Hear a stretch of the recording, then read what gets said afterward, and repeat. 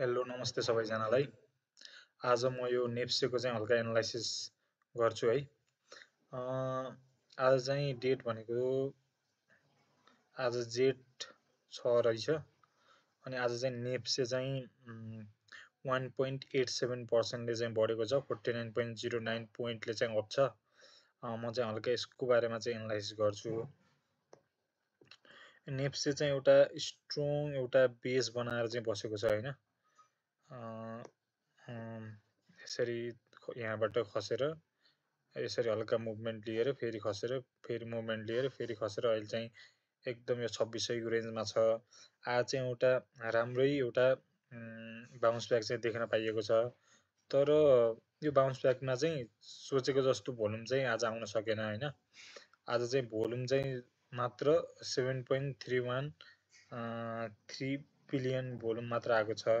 यो ठाउँमा चाहिँ यदि भोल्युम चाहिँ यो हाम्रो यो वैशाख 25 को भन्दा धेरै भनेको यसको भोल्युम चाहिँ कति छ भन्दा 11.65 बिलियन भन्दा चाहिँ यदि धेरै भोल्युम आएर चाहिँ आज मार्केट बढेको हुन्थ्यो भने चाहिँ एकदमै स्ट्रङ सिग्नल चाहिँ हामीले मान्न सकिन्थ्यो बाइङको लागि। तर आज भोल्युम पनि अलिक कमै भएको र नेप्से मात्र बढेको हुनाले चाहिँ यसलाई चाहिँ एकदम स्ट्रङ मान्न चाहिँ सकिन्न। तर पनि अब फर्दर एक्सनहरू चाहिँ हेर्दै जानुपर्छ हैन। अब भोलि पर्सि आउँदो दिनमाहरू चाहिँ यो कसरी एक्ट गर्दै जान्छ भन्ने कुरा हेर्नुपर्छ। त्यसले चाहिँ निर्धारण गर्छ अबको नेप्सेको गतिविधि चाहिँ के कस्तो हुन्छ भन्ने कुरा। अनि ओभरअल त नेप्सेको कुरा यही नै भइहाल्यो।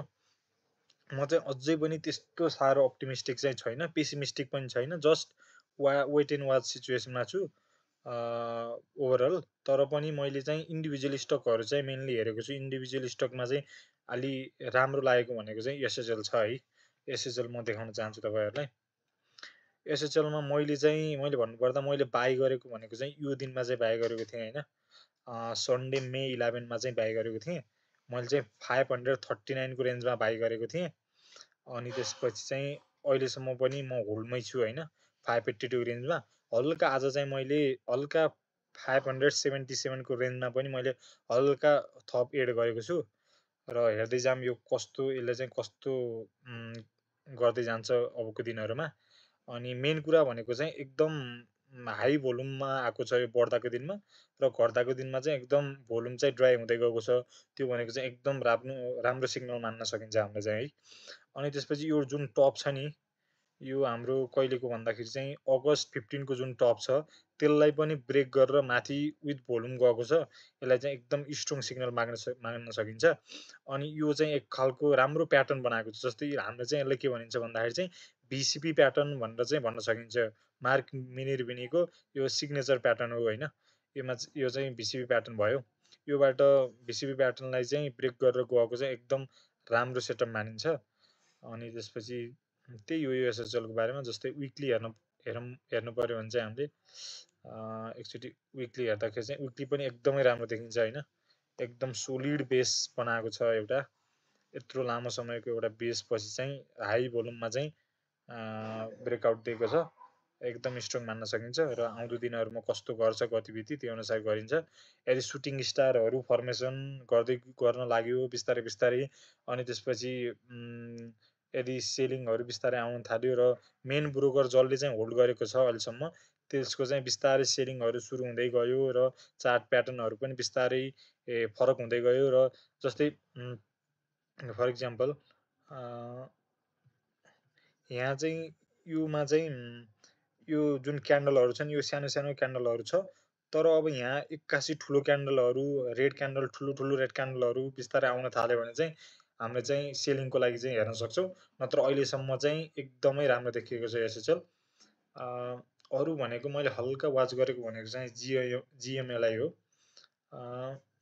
जिएमएलआई पनि एकदमै राम्रै छ भनौँ। मैले चाहिँ हल्का टेस्ट बाईको लागि मात्र 2580 मा चाहिँ हल्का चाहिँ टेस्ट बाई लिएको छु। अब यसले पनि यहाँ कप एन्ड ह्यान्डल जस्तो प्याटर्न बनाउला जस्तो गर्दैछ। हेरौँ यो अब कति समयसम्म यहाँ टिक्छ हैन। यदि यो रेन्जबाट तलतिर आउन लाग्यो भने चाहिँ म आफ्नो स्टप लस चाहिँ उस गरेर चाहिँ निस्किन्छु। यदि यो यहाँबाट चाहिँ यदि ब्रेकआउट दिएर राम्रो भोल्युमका साथ माथि जान लाग्यो भने चाहिँ यसले पनि राम्रो सिग्नल चाहिँ दिएको छ। तर पनि यसमा धेरै ठुलो पोजिसन चाहिँ म नलिनु भन्छु, किनभने यो चाहिँ एकदमै धेरै बढेर चाहिँ बढिसकेको छ र यसको बेस पनि त्यति ठुलो छैन होइन। अनि यसको रिटर्न चाहिँ रिस्क रिवार्ड चाहिँ त्यति फेभरेबल नहोला कि भन्ने जस्तो लाग्छ मलाई। तर एकदमै सानो तपाईँले रिस्क लिनुभयो र भने चाहिँ मिल्न सक्छ। जस्तै 3% को रिस्कमा तपाईँले इन्टर हुनुभयो भने चाहिँ राम्रो रिवार्ड चाहिँ लिन सक्नुहुन्छ। तर यसमा चाहिँ रिस्क रिवार्ड त्यति फेभरेबल नभएको कारणले चाहिँ अहिले यो पोइन्टमा चाहिँ बाई गर्न अलि रिस्की नै होला। तैपनि तपाईँले सोच्न सक्नुहुन्छ यदि बाई गर्न चाहनुहुन्छ भने। जिएमएलआईको त यही भइहाल्यो। अरू अरू स्टकहरू भनेको चाहिँ जस्तै एनआरआइसी पनि हल्का मेरो वाचमा चाहिँ मेनली छ है। मैले बाई चाहिँ गरेको छैन। एनआरआइसीको एकदमै यो मुभ यहाँ जस्तै जनवरी 9 बाट यो मार्च 4 सम्मको एकदम स्टिप राइज पछि एउटा यहाँ चाहिँ एउटा कन्सोलिडेसन वा भनौँ एउटा बेस चाहिँ फर्मेसन भएको छ। अनि यहाँ चाहिँ अस्ति चाहिँ मे 18 मा चाहिँ एकदमै राम्रो भोल्युमका साथ चाहिँ 8.41% ले चाहिँ अप भएको थियो र त्यसको भोलिपल्ट चाहिँ 1.34% ले बढेको छ र आज चाहिँ 0.86% ले बढेको छ। म चाहिँ अहिले भर्खरै इन्ट्री गर्ने सोचमा चाहिँ छैन, किनभने यो एकदमै बढिसकेको छ र मेरो यसमा चाहिँ रिस्क रिवार्ड पनि मिल्दैन। र अर्को कुरा, यदि यहाँ यसले अलि 1 हप्ता 2 हप्ता जति चाहिँ यो रेन्जमा बस्यो भने यो 1350 को रेन्जतिर बसेर एउटा रेन्जमा बस्यो भने र त्यहाँबाट चाहिँ एउटा राम्रो भोल्युमले ब्रेकआउट दिन सुरु गर्यो भने चाहिँ म चाहिँ इन्ट्री हुनमा चाहिँ बढी इच्छुक हुनेछु। त्यही हो एनआरआइसीको कुरा। अरू भनेको चाहिँ मलाई त्यस्तो खासै प्रोमिसिङ स्टकहरू चाहिँ कुनै पनि लागेको छैन। हाइड्रो पावरमा चाहिँ छन् है, एसएचपिसीहरू छ। अनि त्यसपछि आएर रादीहरू भयो, युपिसिएलहरू भयो, यिनीहरू चाहिँ छन्। तर मलाई त्यस्तो विश्वास चाहिँ हाइड्रो पावरहरूमा त्यस्तो धेरै अहिलेको समयमा चाहिँ छैन होइन। किनभने मेरो आफ्नो ट्रेडिङ स्टाइल र आफ्नो एउटा जुन अप्रोच छ त्यो अनुसार चाहिँ मैले मेरो ट्रेडिङ स्टाइल अनुसार चाहिँ मेरो लागि चाहिँ फेभरेबल स्टकहरू यिनीहरू हुन् है। तर ती स्टकहरू चाहिँ बढ्दैनन् होइन, ठिक छैनन् भन्न खोजेको होइन। तर मेरो ट्रेडिङ स्टाइल अनुसार चाहिँ यी स्टकहरू चाहिँ एकदमै बेस्ट जोनमा चाहिँ छन् है। त्यही हो। अनि हामीले जस्तै एनआरआइसीको चाहिँ विकली हेऱ्यो भने चाहिँ विकली पनि एकदमै राम्रो चार्ट छ कि।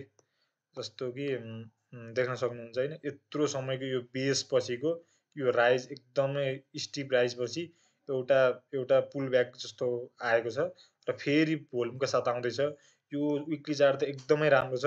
यसको रिटर्न यदि राम्रै तरिकाले हामी इनेप्से पनि बढ्यो भने चाहिँ यसको रिटर्न चाहिँ हामी चाहिँ लङ रनमा चाहिँ एकदमै राम्रो देख्न चाहिँ सक्छौँ जस्तो लाग्छ मलाई।